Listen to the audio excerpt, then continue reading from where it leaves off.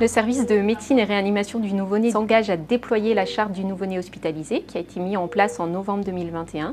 Notre objectif, c'est pas de séparation entre le nouveau-né et ses parents. Les parents ont la possibilité de dormir en chambre accompagnante au sein de chaque unité. Certaines chambres leur permettent de dormir auprès de leur bébé. À l'étage de la néonatologie, nous avons également une salle des parents qui leur permet de stocker des repas dans un frigo, de réchauffer leurs repas, d'y manger tranquillement pendant que leur bébé se repose dans le service. Dans la mesure du possible, la maison des parents offre aussi des possibilités d'hébergement pour les parents qui souhaitent rester sur place.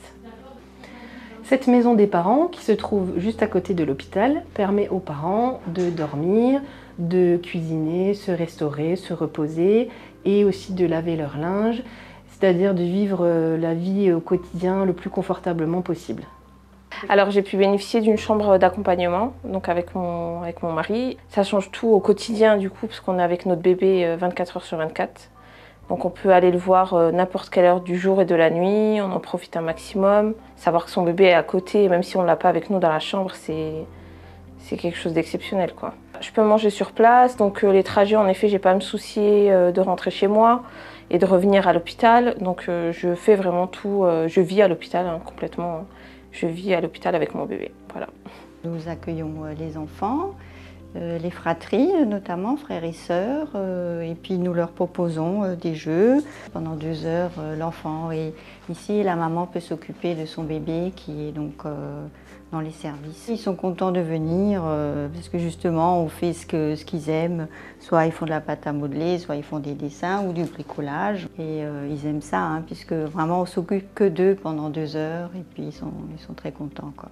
C'est important que les 2 parents puissent rester puisque les soins sont centrés sur l'enfant et les siens. Notre rôle est de les accompagner dans l'autonomisation de tous les soins à leur enfant. Donc au départ, nous on fait les soins, on est auprès de l'enfant et les parents presque nous regardent un petit peu.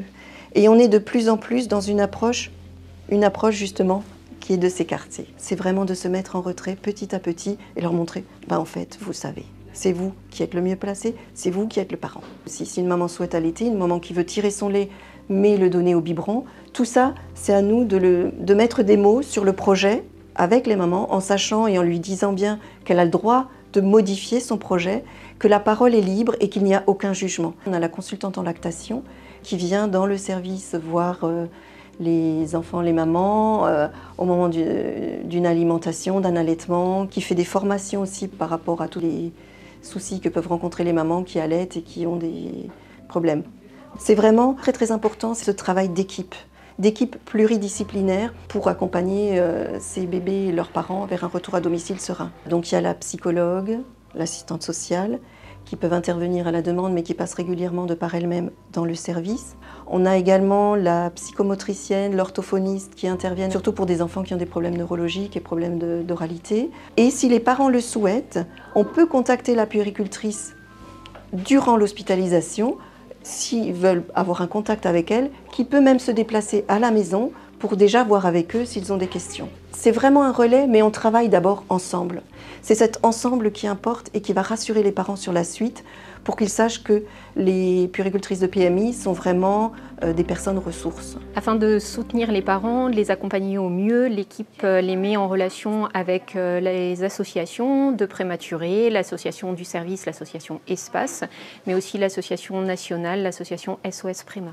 Le suivi des enfants prématurés, il se fait en consultation jusqu'à l'âge de 6 ans, en consultation spécialisée à l'hôpital de Haute-Pierre. On invite aussi les parents à prendre rendez-vous de consultation auprès du pédiatre traitant entre 8 et 10 jours après la sortie.